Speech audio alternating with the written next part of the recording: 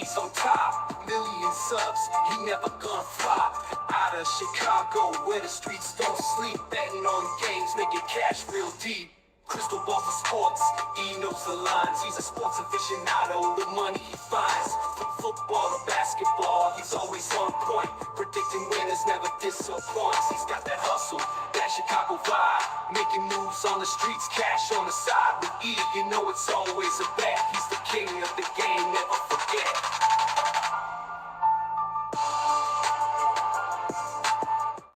What is up? What is up? Welcome to the Etoft21sports show for June 18th. How's everyone doing? My name is Eric. I'm the man behind Etoft21sports. Absolutely loaded episode for you today. The one, the only King Midas Bets, aka Tyler, is coming back. Him and I are going to talk some MLB bets for Wednesday, June 19th. And Gino will have his horse racing bet of the day from Gulfstream Park. But before we get into all that, I would like to say thank you to the sponsor of the show, Parlay Play. If you're not using Parlay Play, go to the App Store, download the Parlay Play app, use promo code NFL Betting Blitz for a nice little deposit bonus. Now let's shift our attention over to Gulfstream Park and see what Gino has it cooking for us.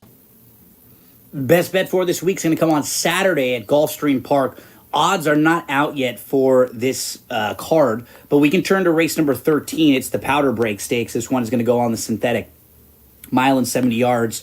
There's a horse that I was keeping an eye on because this race was supposed to be on the turf last week, and now they're going to put it on the synthetic instead.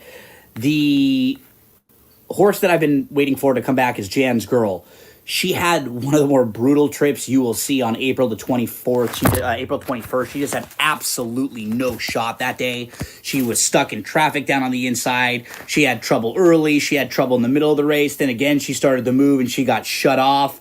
It was just as bad as you could possibly see for a horse having trouble throughout an entire race. Her overall form is pretty good. You know, you can start to dive into her form. Last year, she faced a horse named Sand and Sea who won 3 races in a row.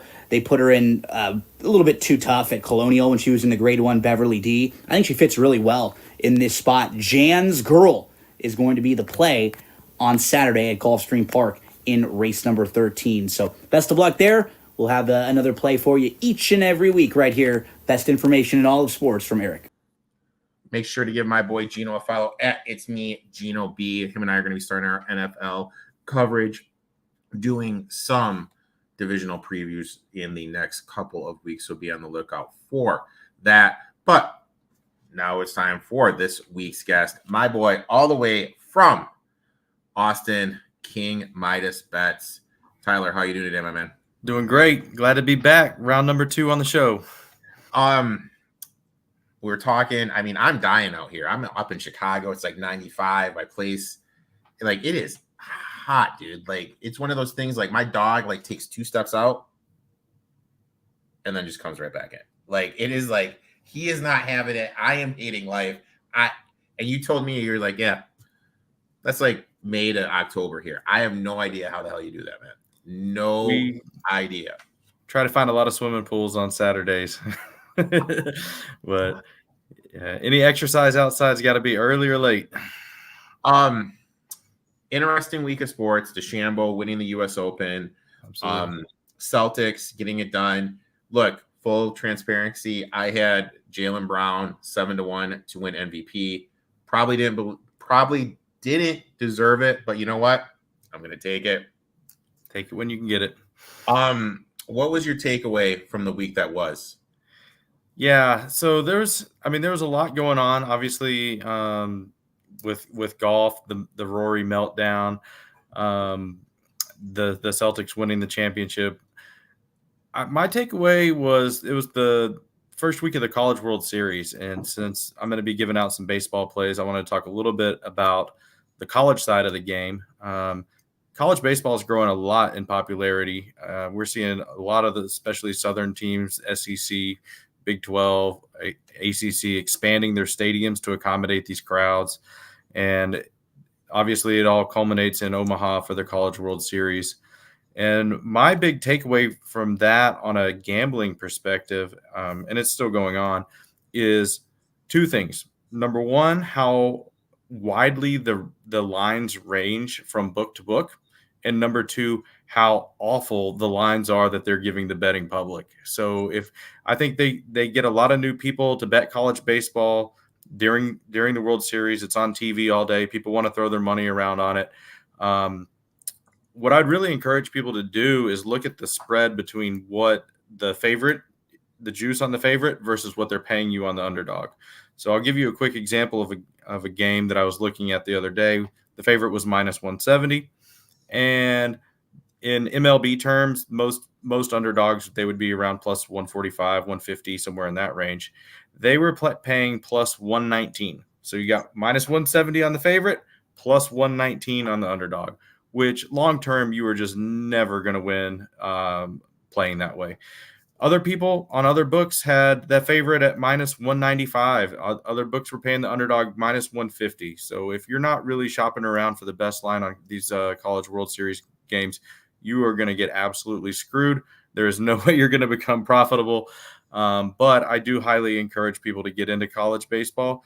Lots of opportunities for betting and just general entertainment. Most books now are putting up college baseball lines.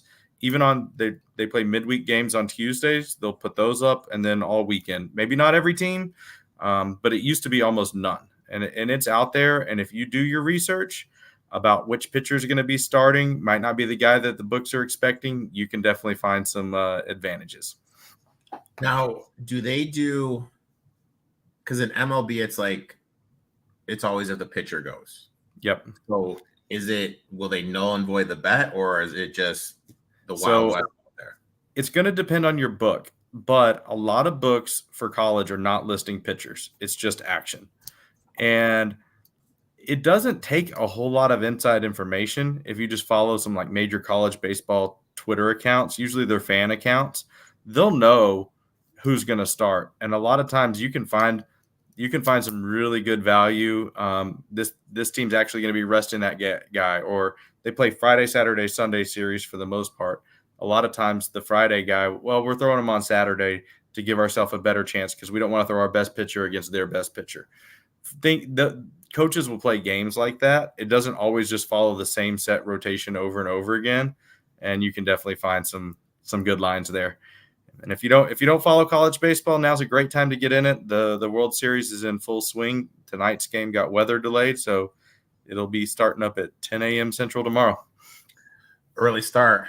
I absolutely love that. Avoid the heat, dude. Avoid the heat.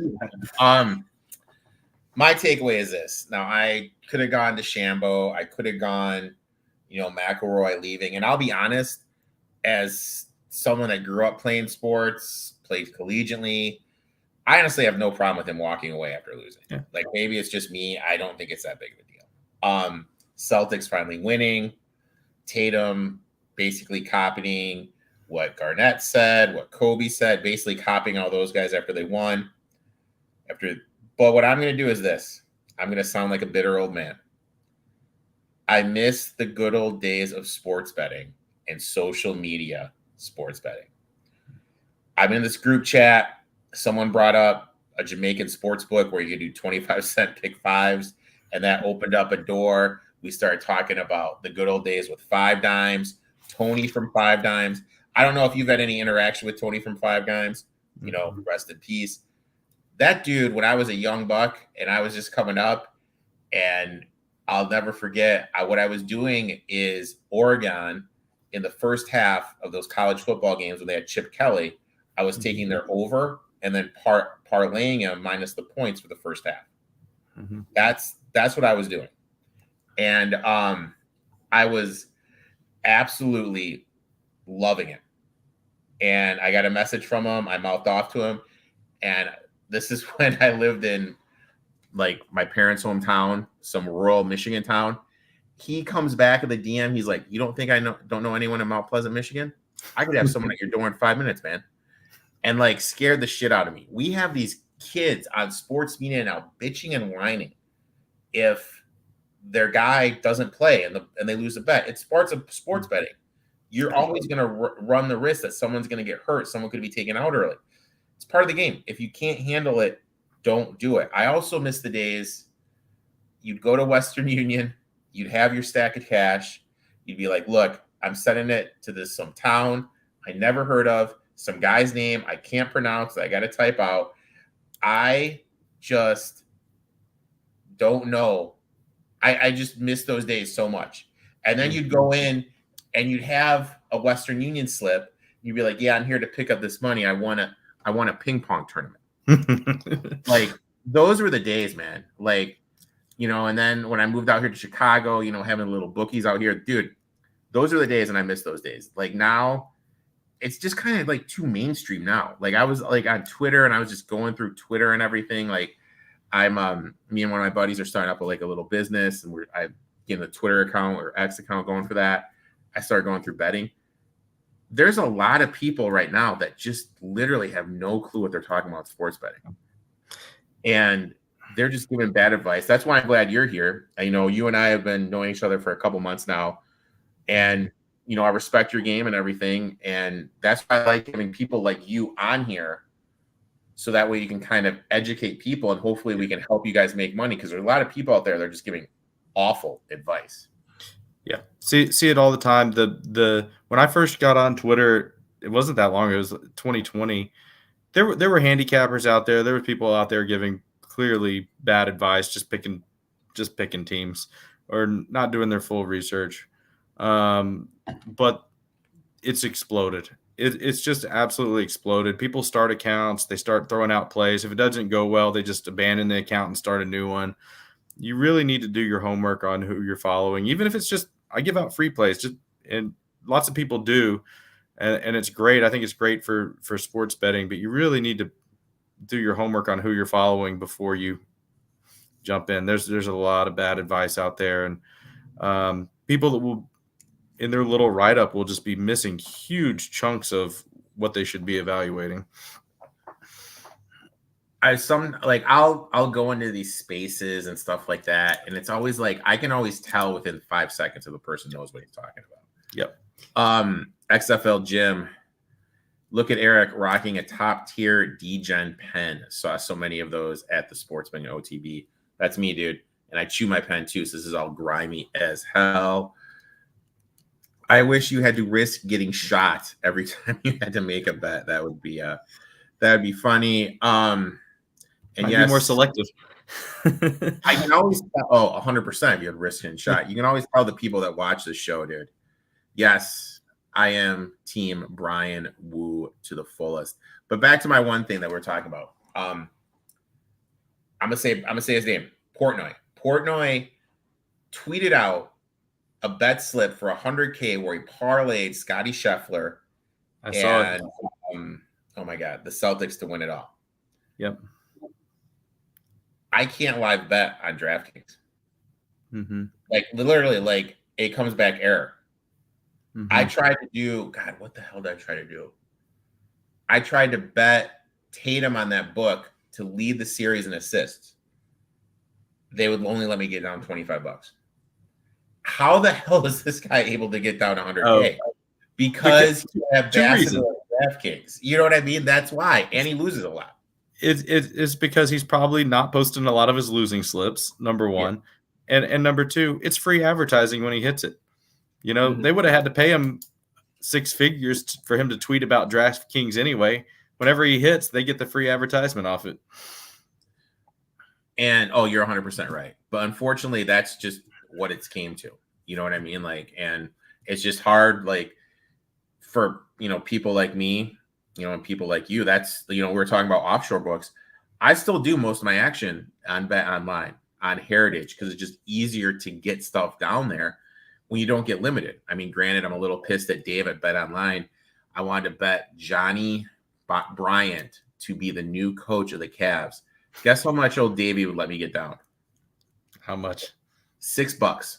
$6. But I mean, like, for a bet like that, I kind of get it, because, like, you're not pulling from, you don't have a big pool there to, you know what I mean? That. I get it, but, like, dude, limit it to 25.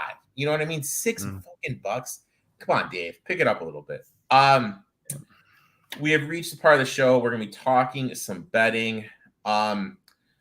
Heavy day of MLB tomorrow, and Why don't you kick us off, Tyler, with your first bet?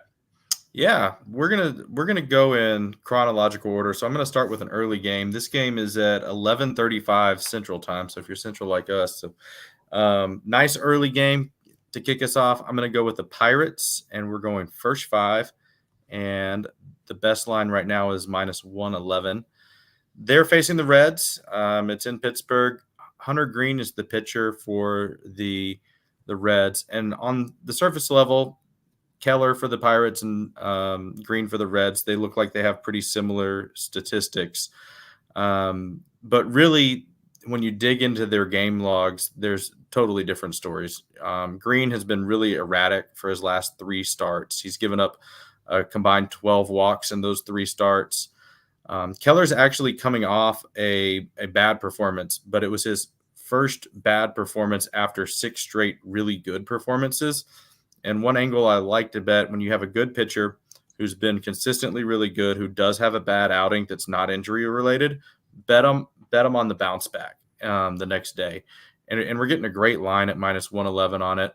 And I like the first 5, obviously because of the pitching matchup, but we're also going to avoid the Pirates bullpen. They have the 6th worst bullpen ERA in the majors. The Reds actually have a top 10 bullpen in a pretty hitter-friendly park. So their bullpen's really solid. First 5 is the way to go on that one. We got a comment coming in here. Let me see if I can put up here. What do you think of the kid, Skynes? Skeens, yeah, I just bet that under yesterday, and he cashed it for us. I gave out one VIP play yesterday, and it was the under in the Reds Pirates game.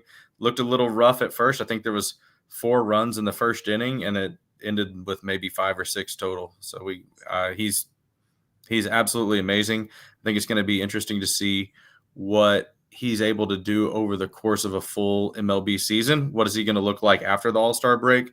But right now, he's absolutely untouchable. I got him in spring training at 30-1 on Heritage for Rookie of the Year. 30-1 in March for Rookie of the Year. I don't know who the competition is right now. If he can keep it up. There's the oh my God. There's those the pitcher from the Dodgers, the pitcher from the Cubs. I mean, he's like the 3rd favorite. So I mean, it's a great bet. But so does Shota for the Cubs, because he's an international player, does he still count in that same pool of he's still in that same pool? He's been lights out too, and he may be better built for the long run because he's been there, done that. Exactly. You know? And Skynes, or however the hell you pronounce it. Skeens. Sorry, I can't pronounce names or shit. He's coming in from college. You know what I mean? Like, he just doesn't have that wear and tear. And like, how are teams going to adapt?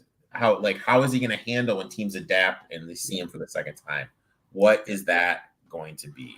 He's going to play a ton of divisional games down the stretch. He's just going to pitch way more innings. He's going later into games, which is great. But I mean, how is that arm going to hold up when he's still trying to go 7 innings to start and it's August?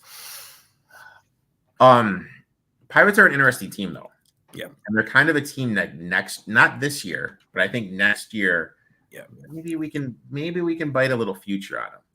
And I'm not going to lie, if they'll sign guys, they have a history of developing talent. The owners cheap out and they bail. But all the guys are young, though. You know what I mean? They got young, it helps. That Keller, as you mentioned, they have so many young guys. My first bet. And you may not know this about me, I am the original Brian Wu fan. I have loved this kid ever since he came up. He's good.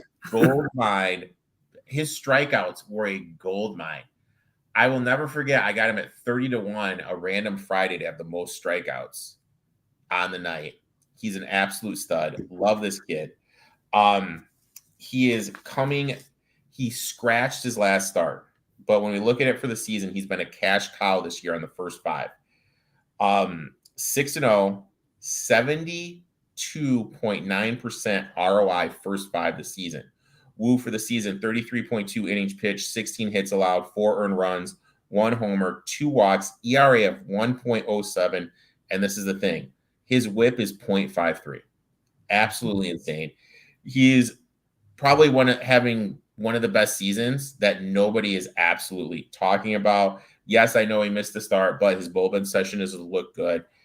And we have to remember, this is a young cornerstone of the Mariners franchise. If there was anything remote on the MRI, he would be not pitching. So the fact he's going out there, I think we have nothing to worry about. I know BB from the Guardians, a lot of people are talking about his Ks, but when you just put the stats side by side, Woo's stats are actually better. When you look at BB's whip for the month, 1.16, ERA of 5.35. Mariners bats have been hot ever since the Rangers series. I think they're going to be able to get to him. I'm going to continue riding this Woo train. I'm taking the Mariners here plus 104 for the first 5. I like it. And I mean, for the people out there that don't know a lot about the whip stat, it's walks and hits for each inning pitched. If you're around 1, you're really good. And he's at half of that. I mean, that's just insane. I gave out about 2 weeks ago Brian Woo to win the Cy Young at 100 to 1. I mean, if he gets his innings up, he's at like 33 innings pitched. If he can get that up, nobody has better numbers than that. It's a pitcher-friendly park. He's not going to be laboring in hot weather. He can sail through that. That's the only thing, though, because they're only letting him go 5 to 6.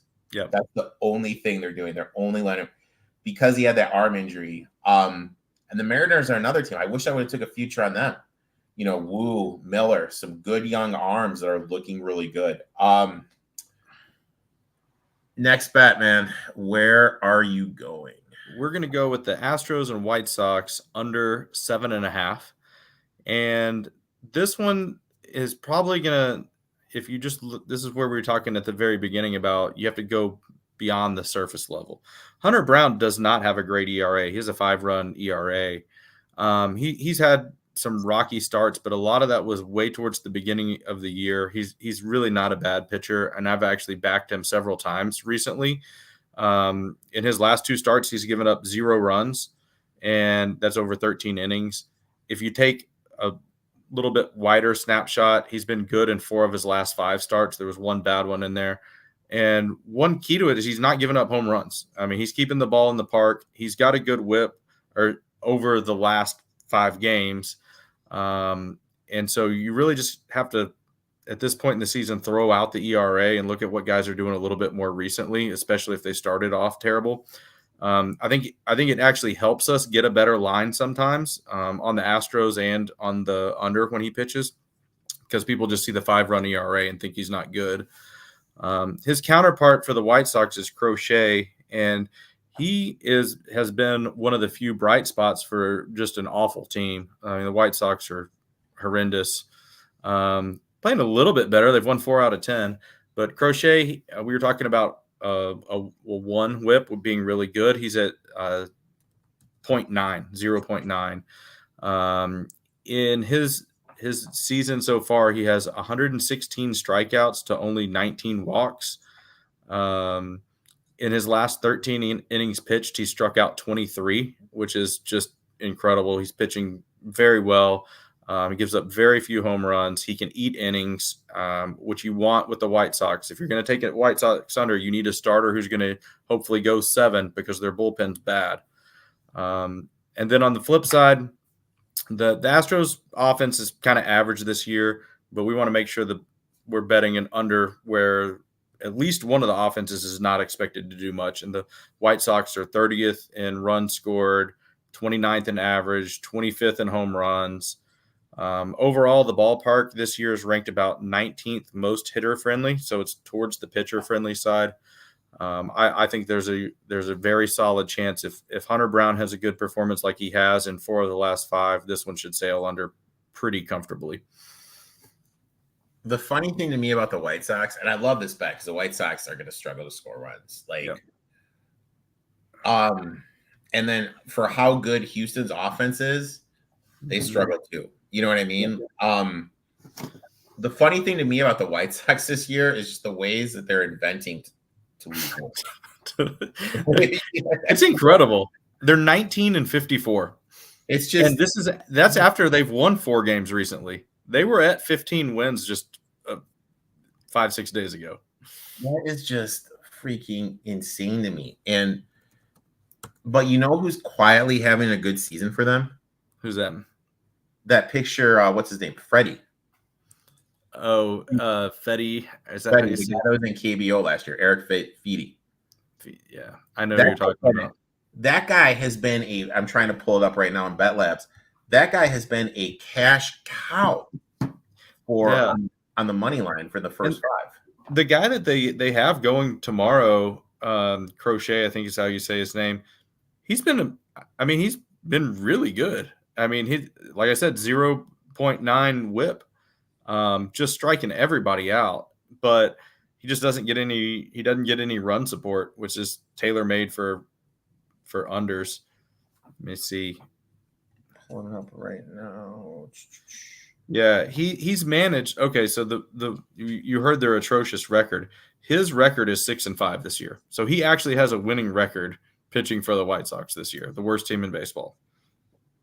82 innings he's eaten up. You ready to be blown away? Give it to me. Feedy for the money line. Okay, first 5. 10, 3, and 2, 76.9%, an ROI of 67.3%. Man, I mean, like, this guy. If you can find those under the radar pitchers and ride them, you can make a lot of money. My next bet, and look, I am fading a big market pitcher. I'm taking a stand. I am fading Garrett Cole, first game back from injury. He's a favorite against the O's at this big of a number. His first start since March 2nd. For the season, the O's, the 9th best hitting team against right-handed pitching. They are the 4th best hitting team the last month against right-handed pitching and the 7th best hitting team against right-handed pitching the last 2 weeks. So they've been seeing the ball against righties great all season. I think the O's will be able to get to Cole, especially because when we go back, that last start on March 2nd in spring ball, he looked atrocious. He only lasted, I think, 2 1/3 innings. He was being hit around. He didn't look good at the spring at all. I think the O's are going to be able to get to him.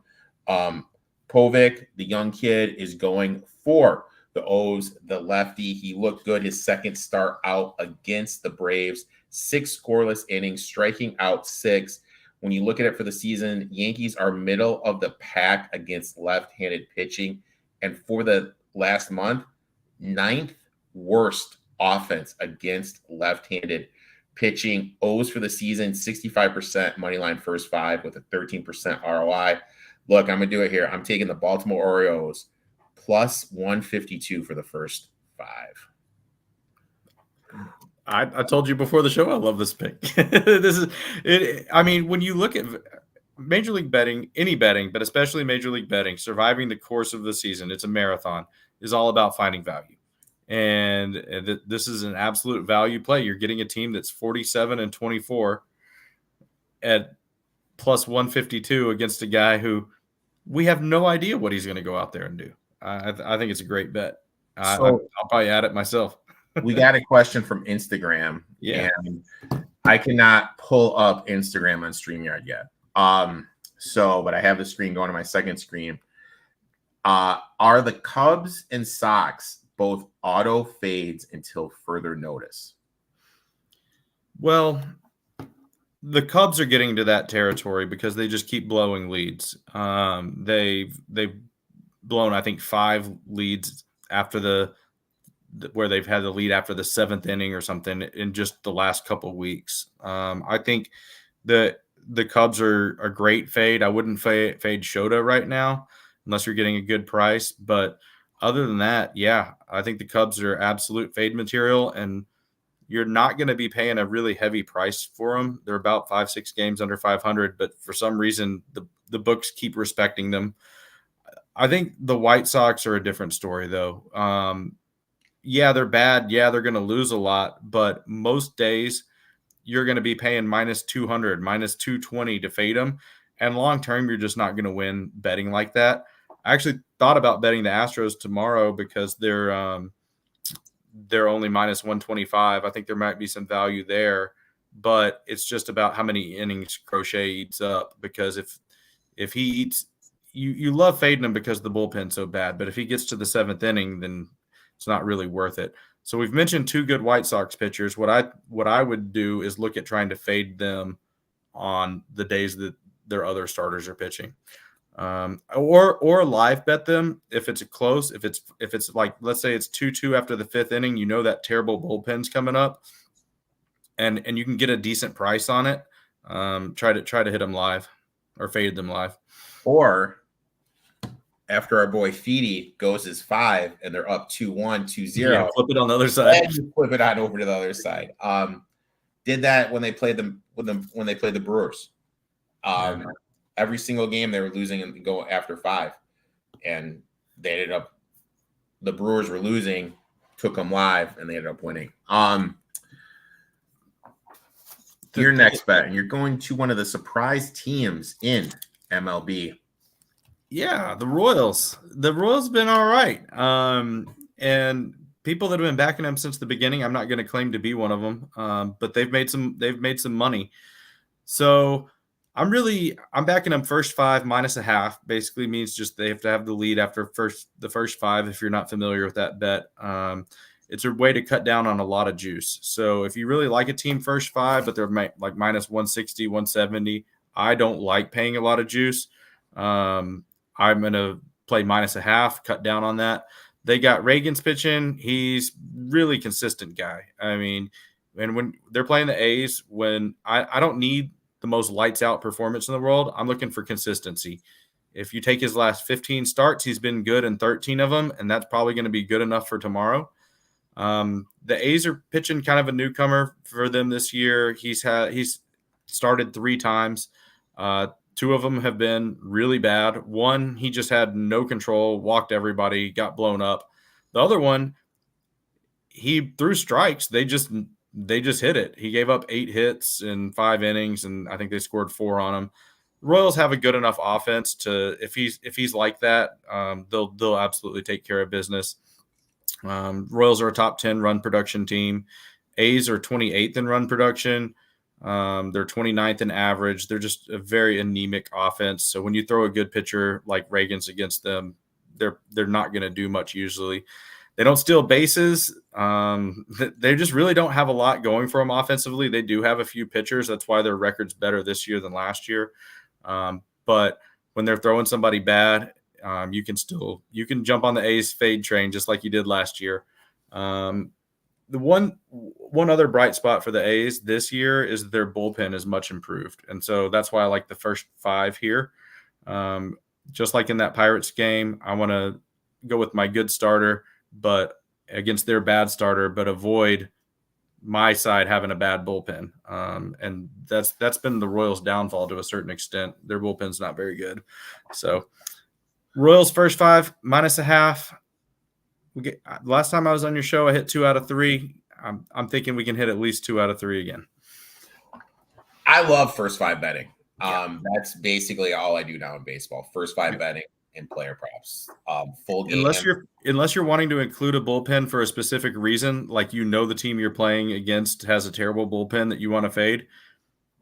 If all your handicapping is based on the starters, why would you want to include this just complete crapshoot of whoever they're going to drag out of the bullpen?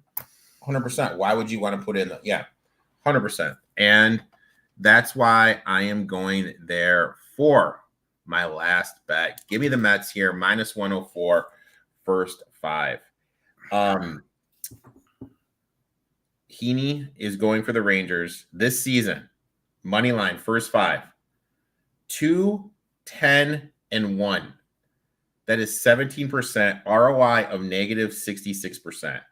For the first 5, he's been brutal this year. Velocity, break, everything with the way his pitches has been insanely down. Last 5 games, ERA of 3.68, whip of 1.5. He was great against the Marlins. But we all know Marlins are one of the worst hitting teams in the league. And even lower than that if that's possible when they face left-handed pitching. Take that game out. His whip the last 5 games, 1.78. That is brutal. ERA 5.04. Now he's taking on the Mets. Mets have been up and down this year, but the one thing they've been consistently good at is hitting left-handers. 10th best offense this season against left-handed pitching. Best offense the last month against left-handed pitching. Against lefties for the year on the first 5, they are 59% on the money line. Flip side, Mania is going for the Mets, who's a lefty. This year, the Rangers are 33% against left-handed pitching, first 5 with a negative 35.6% ROI. Rangers, 12th worst offense this year against lefty pitching. I know for the month, everyone's going to say, but Eric, they're batting .257. They've only scored 21 runs. That is the 9th worst. They're just not getting him in. I think the Mets are going to be able to get to Healy. Any time I have a chance to fade him, I don't know who you are, but I have these pitchers I love fading. Yep. He is one of them. I'm going to fade him here in the first 5. Give me the Mets here, first 5, -104. Another question from Instagram. White Sox have blown 20 of 36 chances. Doesn't surprise me. No, but his question is this: how could this be played other team full game or wait to play the other team live? I think the live angle right there is the best bet. The live and pick your spots, because if you play the full game, you're going to have so many instances where you're paying so much juice, right? You're going to be paying -200. But if you can find your spots live where it's either a tie game or the team that you want to bet on is down a run, maybe the White Sox are up 2-1 in the 6th, something like that. Jump on it live. You're probably going to get close to even money on it, and then wait for the meltdown. That's the way you play it. Avoid juice in baseball. There's almost no circumstance where a team is worth over -200. I mean, those are exceedingly rare. There should never be a case. Yeah. White Sox have this thing where they do dollar dog day. And like, dude, I went there, God, what was it? A couple years ago. And it was, I mean, people are buying like just dropping 20s and just getting hot dogs and just throwing them in the stadium. It was absolutely hilarious. I've been there, and bring your dog to the stadium day. Those are always fun. Look, the White Sox got to do some stuff to get people out there these days. What was it? I think it was a couple years ago, a lady accidentally shot herself at the stadium. So, there's just not a lot about the South Side that's going to really surprise me. We're going to make some people mad here. But, so, like, you're a Cubs fan. Yeah. Let me ask you this. Like, and for me, like, I'm a Tigers fan. I'm rocking the old school Tiger hat right now. Love it. But I'm also a Brewers fan. For me, where I'm situated in the northern suburbs of Chicago, it's easier for me to get to Milwaukee. So I've kind of become a Milwaukee fan. Are you disappointed with Braden and Counsell, how this team has performed? 100%. I mean, and I'm not ready to write him off. And I mean, he hadn't even made it half a year in his first year yet. But I looked at what we were bringing back. On paper, I didn't think we were going to be great, but I thought we were going to be better than the Brewers. I thought that it would be kind of a fight for first place, maybe the Cardinals, Brewers in the mix. We've looked awful. I mean, we've just looked awful the way we've blown leads. We've gone other stretches throughout the year where we just can't hit the ball at all. There were some stretches like that last year, but it was usually because Swanson was injured. Whenever he was injured, the offense would just crater. But I'm a stats guy first. That's why I like sports betting. It's why I like MLB betting. But sometimes there's like an it factor that a team has, and the Cubs, whatever that it factor is, they don't have it. It's awful right now. There's no clutch to them. Yeah, I'm very, very disappointed about where we are in a relatively weak division. And the NL as a whole, outside of a couple teams, I mean, I was looking at the wild card standings this morning. You've got 7 teams within 2 games, and the Cubs are part of this. Seven teams within 2 games of the wild card. And I know it's early. They all have losing records. I mean, they're all, and they're not good teams. Like it's just really weird and weak, and I'm not thrilled with it. The Cubs are in last place in our division right now in the Central. To just kind of, I'm looking at the standings right now. First wild card, the Braves, 9 games over 500. The second wild card, the Cardinals, 500. Yep. Third wild card, the Diamondbacks, 1 game under. Mm-hmm. Then all these teams are within, 2 games. Giants, the flipping Nationals. Yep. Padres, Reds, Pirates, Mets, and Cubs. All of them are, like, the Giants are 36 and 37.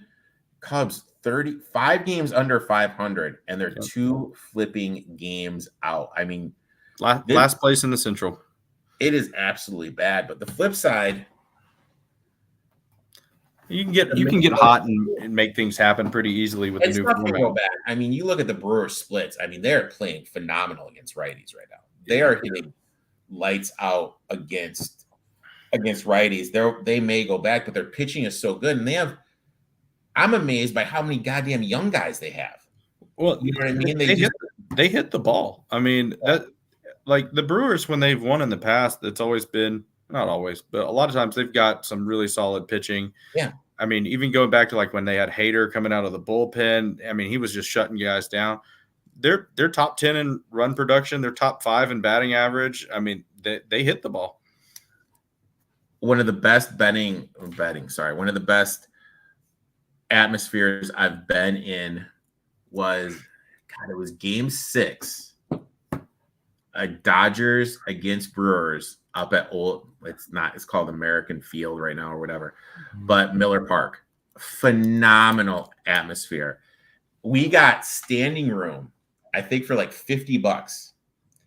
And we noticed in the 5th inning, there was 2 seats about 10 rows up from third base that no one was sitting in. Me and my buddy, we just moseyed on down there, sat there the rest of the time. It was, oh my God. I will find some of these videos, guys, and I will post them. It was an insane atmosphere. And that's when they had Hader and they won that game. But I mean, even back then, I remember talking to people in the stadium. Everyone was just talking about, oh, too bad he can't have Hader go 8 innings. You know what I mean? It just, Counsell, I really feel like with Counsell, he's so quick to pull the starters. Mm-hmm. That it just doesn't work out for him. Tyler, I'd like to thank you for coming on, talking some shop and everything. Why don't you tell everyone where they can find you, and if they want to become part of your premium service, how they go about that? Yeah, absolutely. So I'm primarily on Twitter or X. The handle is @KingMidasBets. If you follow me on there, I post a recap of my VIP plays from the day before every single day. If I sweep, I post it. If I get swept, I post it. So it's complete transparency. But I do that so that you can see if my betting style fits what you want to do.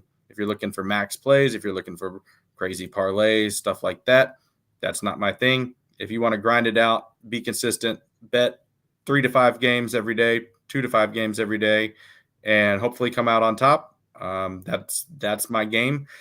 In my bio, I have a Dub Club link, and Dub Club can have all my plays emailed or texted to you each day. So I put them in every morning, sends them straight out to you. $40 a month, $15 a week. It's about as hassle-free as you can get. It can be auto renewal if you want to go that route. But most importantly, check out my posts, my recaps, so that you can see if that's, you got to follow somebody that bets the way you want to bet. And I always hate when people sign up and then they're wanting that max banger parlay plus 20,000, and you're not going to get that for me. My thought on parlays, now you may disagree, and I agree wholeheartedly with everything you're saying. This is my parlay system. Okay.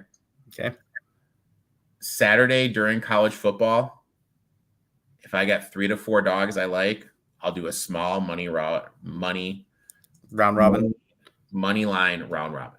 Yep. Okay. Because you only got to hit a couple and you're good. Yep. And then NFL, my bread and butter is player props. Mm-hmm. I will take a player prop and I will juice it up 10 to 15 yards, get a plus number on it, take 3 to 4 of them, do a round robin parlay in it. And that's my only parlays I do.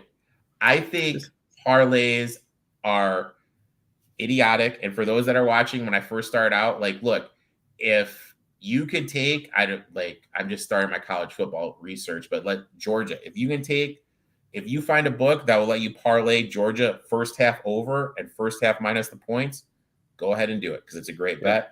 But now books won't let you do that anymore. Those are correlated plays that won't let you do it. Those parlays I'm fine with. The parlays where it's like 15 different bets or like 3 different bets and you get like a minus 130, that's what I have an issue for. And that's what Tyler has an issue on. Thanks for coming on. I don't have any problem with it. And I even play NFL teasers. If anybody wants to look up what a Wong teaser is, if you haven't heard of that, that's the best bet in NFL football.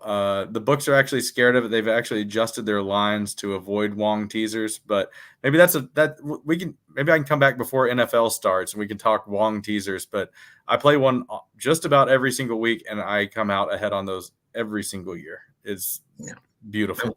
It's mathematically proven though. That's the thing. It's the only mathematical. Harvard and MIT have studied this. It is the only mathematically profitable teaser possibility.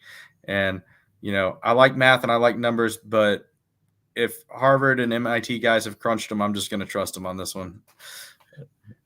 Tyler, I'd like to thank you for coming on. Make sure to give him a follow at King Midas Bets. We'll be back next week, and good luck in your bets, my friend. Thank you, sir. Good luck.